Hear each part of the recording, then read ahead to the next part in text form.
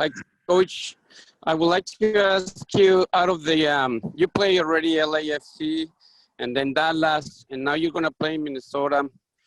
Out of the two first games, which style of playing you think was more difficult for the Seattle Sounders? Well, they're all difficult, Felipe. They're different styles. Each team has a different style, but they're all difficult. It's all the playoffs. I mean, I don't know exactly how to answer that without going into the details of LAFC and Dallas and then Minnesota, all the scouting we've done on all the teams. I would just tell you that, you know, they're all tough games. They're good opponents. Their coaches prepare their teams well. It's the playoffs. Hey, Brian, you said you were going to watch the game with some wine, I believe. What were your overall takes on, you know, the performance and Reynoso, Kevin Molino, and, you know, the entire game? It's a good game, intriguing game.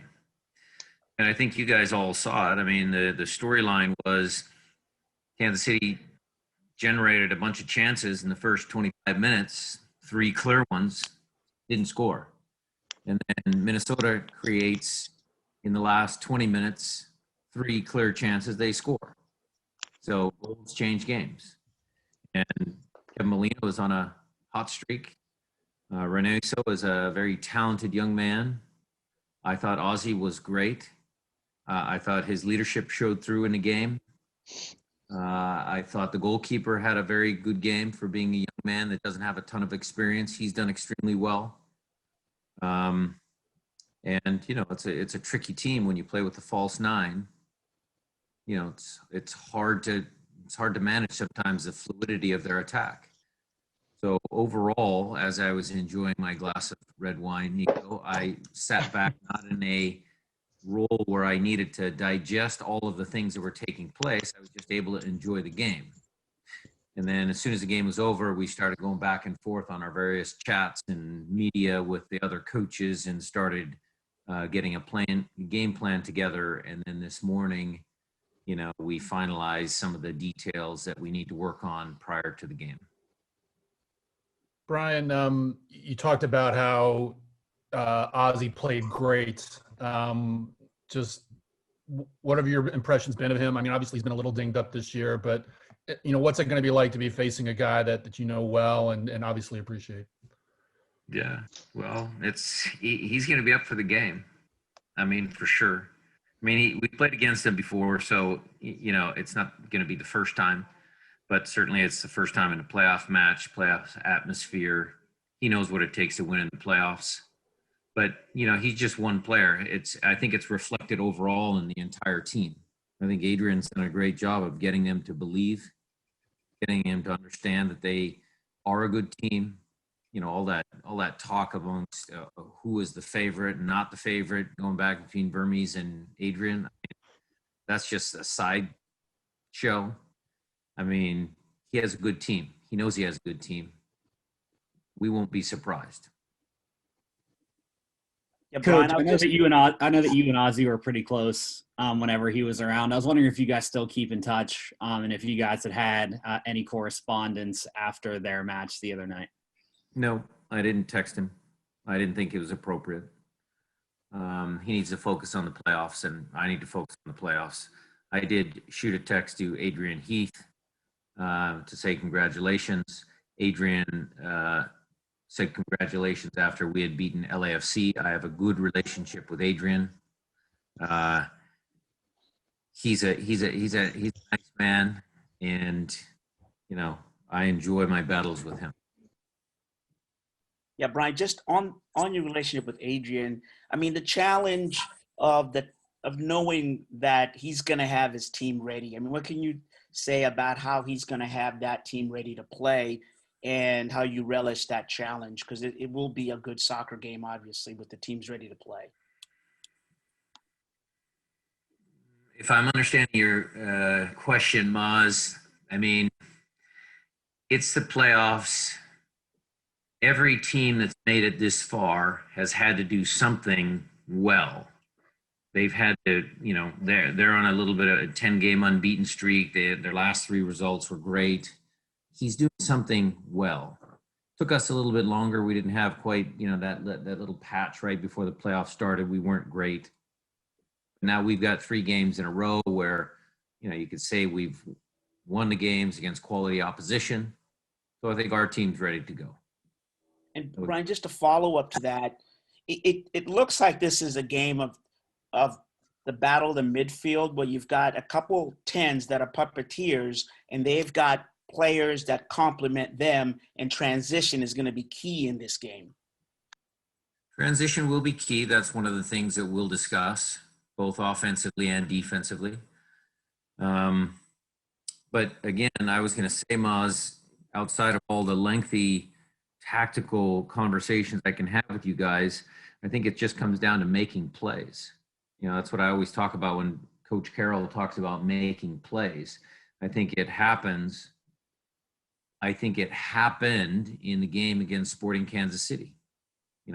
Kansas City failed to make a play when they could have scored, not for the lack of trying, of course, but they just didn't succeed. And then Minnesota, completed the scoring, the attacking movements, and ended up being in, good game for them, good result for them. So not tomorrow, getting ahead of myself. Monday, when the game is played, the team that makes the most play, whether it's Reneso or Nico or, Lud or Raul or Jordan or Molino, which team makes the most plays, they're going to win. Coach, wide, just in reading some things, there's a lot of people that feel that your teams are similar to each other. Do you feel that way as far as Minnesota goes, and how so? Yeah, both squads, Jada, both squads have really super talented players. Well-run organizations. We both play 4-2-3-1, so there's a little bit of a similarity, but, again, how Molino plays left wing, left midfield, whatever you want to call it, in a 4-2-3-1 is different than how Jordan plays left wing, left midfield in a 4-2-3-1. So there's little nuances there. There's little nuances there how we play. The styles are slightly different. Nico and Reynoso are different players, but same formation. So lots of positives, lots of similarities, but at the end, 2 talented teams with a bunch of good players.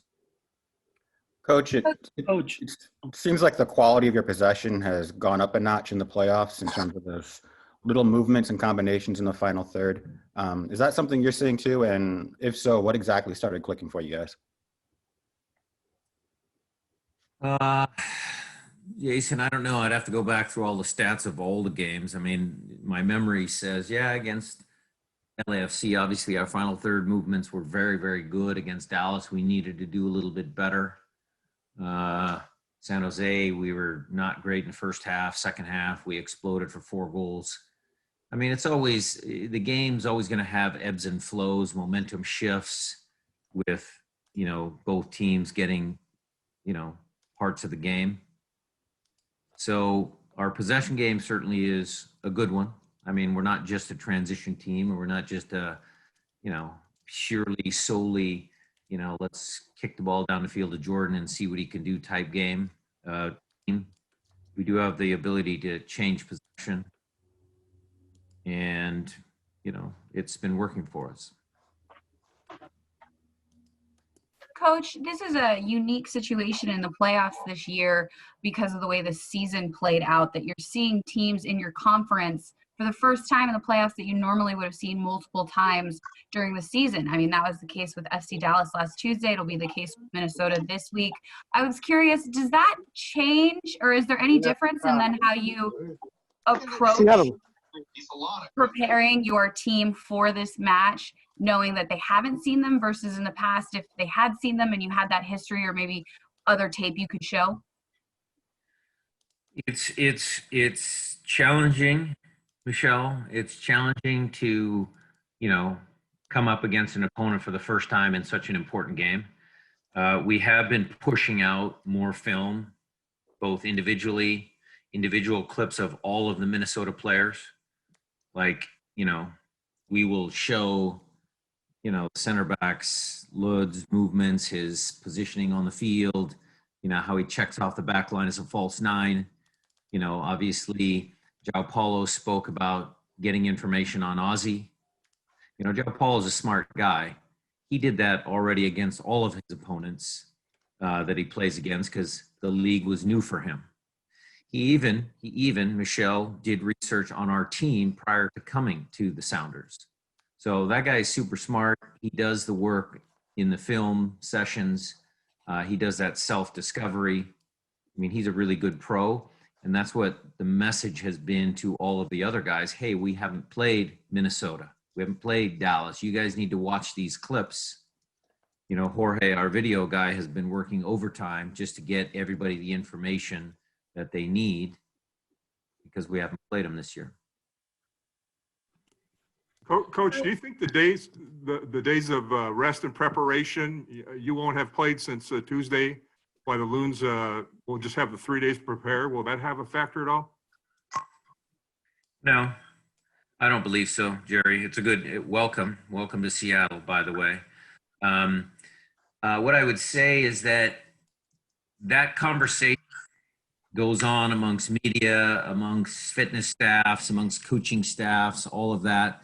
But when you get to this stage of the playoffs, it's the mental side of your game. Here again, this is where I think Adrian's done a great job. They're a mentally strong team. They could have gone down, they could have taken a goal. Sporting Kansas City was all over them. They didn't fold. They actually came back and said, okay, let's change gears here a little bit. Let's see what we can do. And the mental aspect of playoff games, in my humble opinion, is where the games are won or lost. Brian, can you share as far as the two parts, Gustav and how he's doing, if he's medically cleared, and then the coach and the player who had COVID, how are they doing? Yeah. Everybody's fine, Jada. Everybody except for what you'll see on the injury list is available for selection. I have another. Oh, go ahead. Oh, Coach, Minnesota are missing three key players: Amarilla, Miller, and Opara. And Jerry was just mentioning about the 2 extra days resting for Sounders. But do you think Minnesota is more dangerous keeping the momentum in such short amount of days that they're playing back to back? Keeping the momentum, how? You mean by changing their team or getting subs on the field? No, like playing every 4 days. Now I mean they have. I get it, Alonso. That's a good question. So to Jerry's point, to his question earlier, yeah, sometimes you have your team on a roll and you're just kind of games are coming and you got a couple days in between, 3 days, whatever it is in between, and your team just keeps playing games and they're winning games and they're winning them impressive score lines. That momentum, Alonso, is certainly something that I'm sure Adrian is talking to his team about. Hey, yeah, we can do this. We've played well. We have played really well the last 10 games. Let's keep this moving. I'm sure that's going to be a factor in what his message is to his team. Brian, you kind of spoke to this last week, but I'm curious if it starts to change at all the closer you get to MLS Cup, where there starts to be this expectation of winning that can sometimes be a weight, or I suppose sometimes it can be a motivating factor. How do you account for that, and do you really pay it much mind, or do you at this point just try to ignore the outside expectations? The outside expectations, or I think I know where you're going with this, Jeremiah. Let me answer it halfway through, and if I don't answer your exact question, go ahead and jump in and ask me in a different way. So the expectations of this club and the bar that we set is very high, okay? And it's reality. I mean, we don't sugarcoat it. We don't beat around the bush. We say, look, yeah, we want to win. We want to be successful. That is what drives a lot of our training sessions, drives the, next man up and all of the things that I say.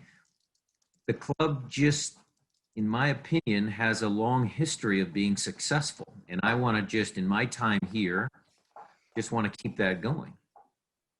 And, is there pressure? Is there, all of that because the pundits are saying, okay, Sounders are now the favorites? Yeah, sure there is.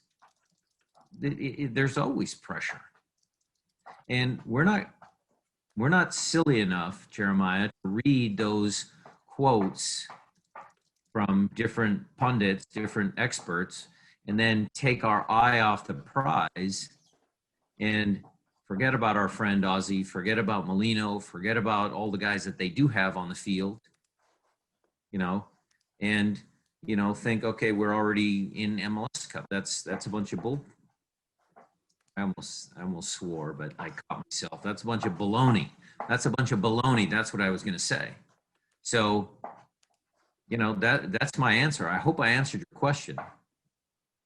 No, I think you got it exact. That's very Okay. much. It weaved the two parts of that together nicely. Thank you. Okay.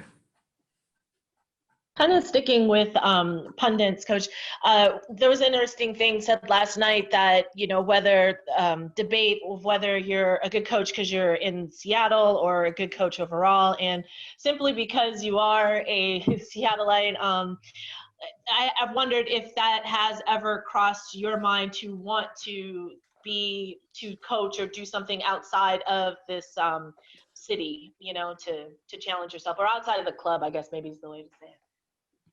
Well, Jada, that's a very good question. It's a very interesting question. I mean, don't fall for Lexi's, don't fall for that.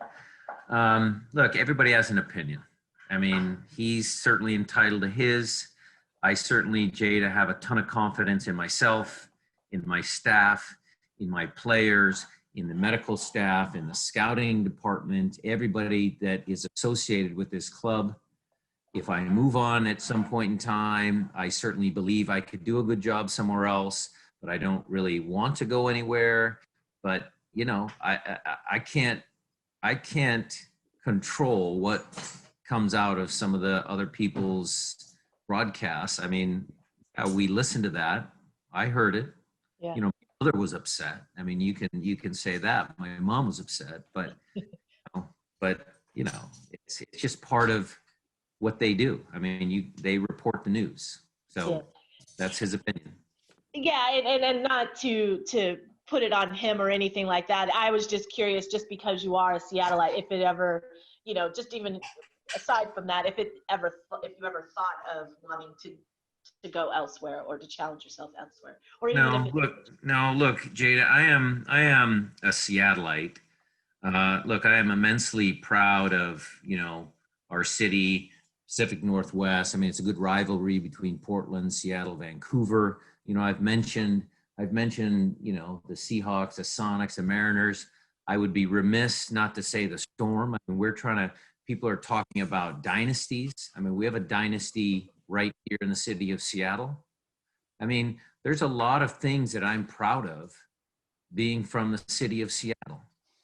And whether I go somewhere or whether I don't go anywhere, I stay here, I will always have that little tug of nostalgia that I'm a guy from Seattle that, enjoys all of the beautiful things we have here in the city in the Pacific Northwest. So Brian, if one was to ask your players, like Brian as a coach teaches, is it consistency, discipline, loyalty? Is it the local boy from Nathan Hale makes good? I mean, what would they say about, you as a coach, what you preach? I don't know, Maz. You'd have to ask them. I mean, I'm not a mind reader. Some of them probably like me. Some dislike me. Some think I'm okay. Some think I'm not okay. I mean, being a head coach is not easy sometimes.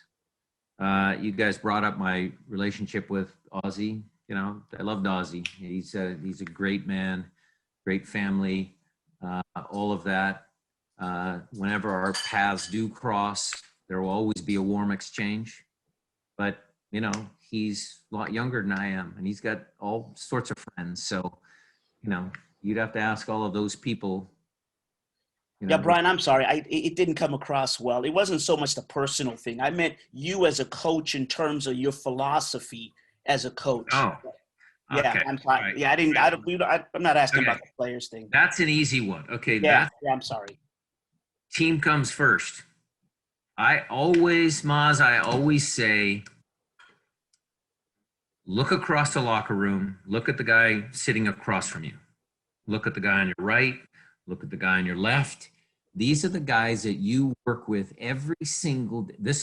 These are the guys that you put in all the long hours of training with these guys.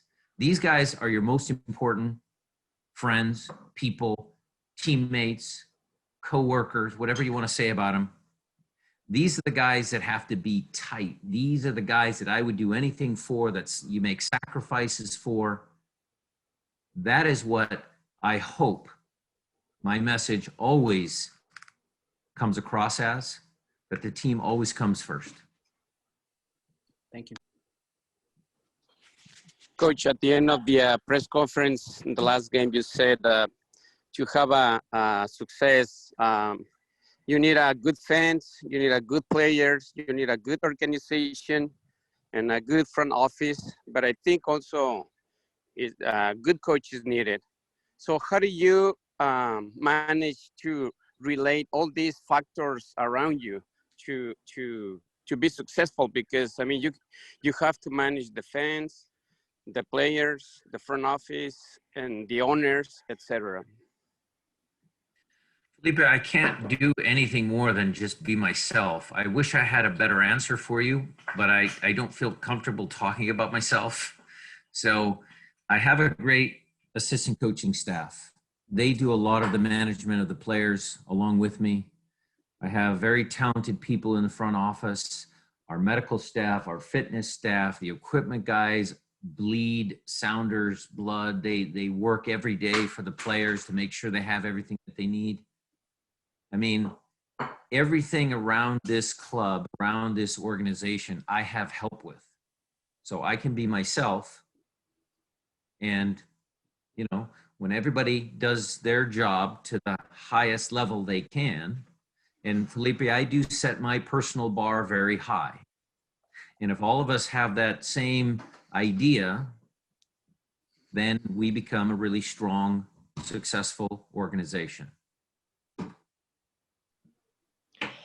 Coach, what's the first signage or thing that you see that says playoffs? Because of everything that was pre-COVID last year, there's a lot of signage, things like that around that you could really tell that y'all were in the postseason. So this year, you know, when you wake up, go out of the house, like what's the first thing that you see that definitely says that right now you're in the postseason? It's the fact that sometimes I can't sleep at night because I lay in bed thinking about what I have to do to make sure that the players are ready and they have the tools to be successful, Jada. I already think about it when I get my morning cup of coffee. And when I, you know, just, okay, this is what training is going to be like today, or this is who I have to talk to, and this is what I have to get across to the group. I would say that from a, you know, media standpoint, I do pay attention to the players. Sometimes I'll get up with my morning coffee and see what Jovan has put out on Instagram, or, you know, some of the more colorful guys we have on our team. But, you know, the club, Alex and Matt and the social media department at our organization do a good job. I mean, I follow them. I think we're, you know, doing a good job of promoting our team and our franchise, both on a local scale, but also on a national scale. I think there's a lot of talk about us on a national scale, and that's part because Alex and Matt and the rest of the crew do a good job. Coach, I've got kind of a silly one, I guess, for you a little bit. I have absolutely loved, I'm sure the rest of my fellow media members here, will agree with this. It's been so fun to see your backgrounds change over the different weeks and the different pictures that you have put behind you. I'm curious, what has gone into your selection? Do you have a bunch of photos you go through? Is this a predetermined thing, or like more like, okay, I gotta log in? Oh, now that one's fantastic. Anyway, I would love to hear your rationale behind some of these awesome photos. Well, it's just for a little bit of fun and giggles and, stuff like that. That was one from, one of the player Zoom meetings very early on. I had this one on going the other day. Alex doesn't like this because there's movement in my background, and he didn't like it because you guys might get distracted. You're going to see a close-up of Will Bruin scoring a goal against Portland. I had that up, so there's Will. I mean, I just, I like to be creative sometimes, keep you guys on your toes, keep you folks on your toes. Excuse me.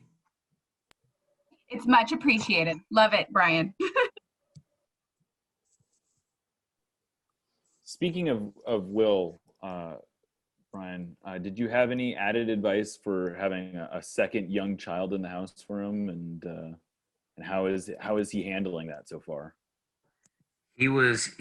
Jeremiah, he was a little tired. He's been a little tired. For me personally, the jump between one child and two children was way worse than 2 to 3. So when you get that second child, it's really different. And then by the time the third one comes around, it's like, whatever.